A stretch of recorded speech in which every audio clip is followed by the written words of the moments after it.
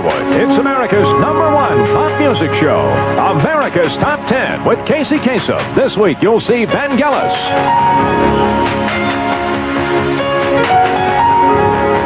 Loverboy. I hope you're with me when it's over. And to celebrate the first show of our 3rd year on the air, we'll turn back the clock to our very first show and update the acts who appeared on that program. They include Pink Floyd, the Brothers Johnson, Air Supply, and the Monkees. Plus, exclusive reviews of the top 10 on Billboard's pop, soul, country, and album charts for the week ending May 9th, 1982. Now, here's Casey Kasem. Well, thank you, Charlie Tuna, and hello again, everybody. Welcome to America's Top 10. Let's turn right to the action on the Billboard Pop Singles Chart and check out the 10 biggest hits this week. Debuting at number 10 this week, the 5th top 10 hit in a row for two men from Philadelphia, Hall & Oates with Did It in a Minute. Up a notch to number 9, a woman who was born Charlene D'Angelo. But when she finally hit the chart, it was just Charlene. Her song, I've Never Been to Me. The second top 10 hit by Paul Davis is at number 8 this week, 65, Love Affair. After climbing as high as number 2, the Go-Go's are at number 7 this week with We Got the Beat. Up 2 notches to number 6 is a 4-man band named for a fictitious character, Tommy Two-Tone. Their hit, 867-5309, Jenny. Holding at number 5, lead singer Peter Wolf and the Jay Giles Band with Freeze Frame. Up a notch to number 4, the latest hit by Rick Springthorpe. The man we all know better is Rick Springfield. Don't Talk to Strangers. After 7 weeks at number 1, Joan Jett and the Blackhearts fall this week to number 3 with I Love Rock and Roll. Up a notch to number 2, a pair of men who have been in the top 10 a combined total of 74 times. Paul McCartney and Stevie Wonder with Ebony and Ivory. Now, the number 1 song in the land this week is in our Pop Spotlight. It's an instrumental that sets a new chart record. The record for most weeks spent climbing the chart to get to that number 1 spot. Until this week, that record was shared by Robert John's Sad Eyes and Nick Gilder's Hot Child in the City, both of which spent 21 weeks on their way to number 1. The single that hits the number 1 spot this week breaks that record by 1 week. It spent 22 weeks, nearly 5 months getting to the top. And here it is. It's in our Pop Spotlight, Vangelis. Time for my special update on the acts who appeared on our very first America's Top 10 show. You know, that was only 2 years ago, but already many of the acts that we highlighted then have gone through some big changes. For instance, the act in our Pop Spotlight that week was a newcomer to the chart. They were hitting the top 10 with their very first chart record. Here is Air Supply, and that was the first chart appearance for Air Supply from Australia. Since then, they've hit the top 5 with every song they've released.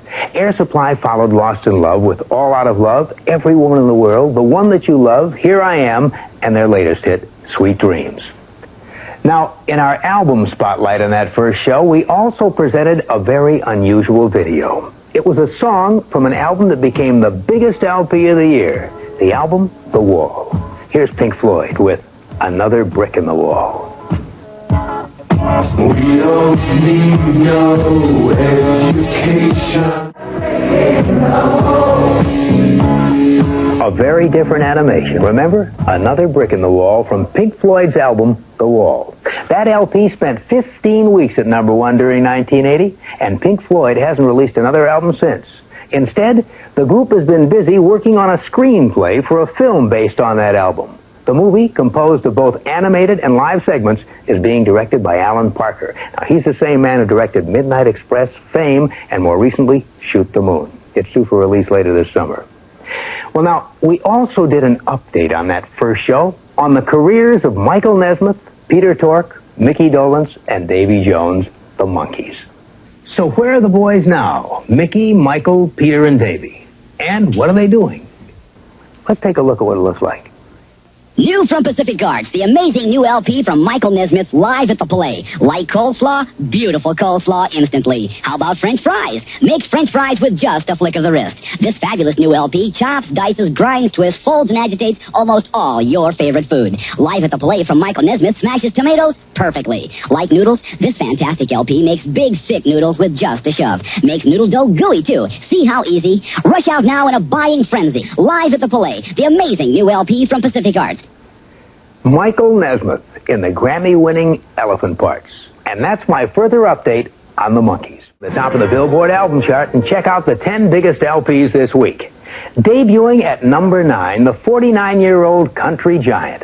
With his first top 10 pop LP, I'm talking about Willie Nelson and Always on My Mind. And holding at number 1 for a 4th consecutive week, the man who can't write music, he can't read music, but he sure can compose and play it. The most popular album in the USA, Vangelis, and the soundtrack from Chariots of Fire. Now, our album spotlight song of the week. Here in America, the big music business award every year is the Grammy. And in Canada, the equivalent of that prize is called the Juno Award.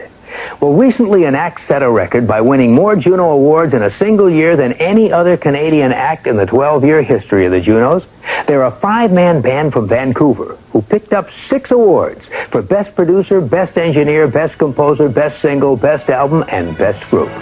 And this week, that award-winning group is in our album spotlight. From their LP, Get Lucky, here's Loverboy and When It's Over. When you look into his eyes, comes to you and so surprised. How is it said? I hope you're with me when it's over. In our album spotlight, that's Loverboy from Canada with When It's Over from their LP, Get Lucky. Now, it's time for our trivia question. A viewer in Maryland wants to know who was the first artist to hit number 1 on the very first pop singles chart. Well, the lead vocalist on that first number 1 hit went on to hit the top spot 6 more times in his career. Details are coming up. Now, let's answer our trivia question. Comes from James Sullivan of Westover, Maryland, who watches the show on Channel 47 in Salisbury. James wants to know who was the first artist to hit number 1 on the very first pop singles chart. Well, James, we have to go all the way back to the Billboard chart for the week ending July 20th, 1940. That chart had only 10 songs on it, and at the top was a hit by a famous big band leader whose lead vocalist would go on to hit number 1 6 more times. From 42 years ago, here's what that song sounded like. I'll never smile again until That's I'll Never Smile Again by Tommy Dorsey and his orchestra. And the man singing that first number 1, none other than old Blue Eyes himself, Frank Sinatra. And there's your answer, James. The first number 1 song of the first Billboard singles chart in 1940 was I'll Never Smile Again by Tommy Dorsey and his orchestra. Lead vocal by Frank Sinatra. There's your answer. Thanks for writing in. And because America's Top 10 used James' question, he'll receive Jerry Reddy. If you want beautiful hair, use Salon Formula Jerry Reddy Milk and Honey Shampoo.